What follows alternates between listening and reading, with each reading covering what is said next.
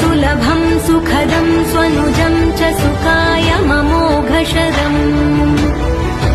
अपहाय रघुद्वहमन्यमहं न कथञ्चन जातु भजे।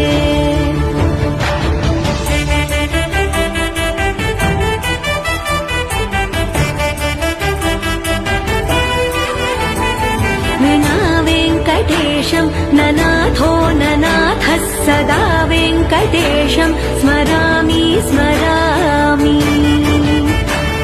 हरे वेङ्कटेश प्रसीद प्रसीद प्रियं वेङ्कटेश प्रयच्छ प्रयच्छ।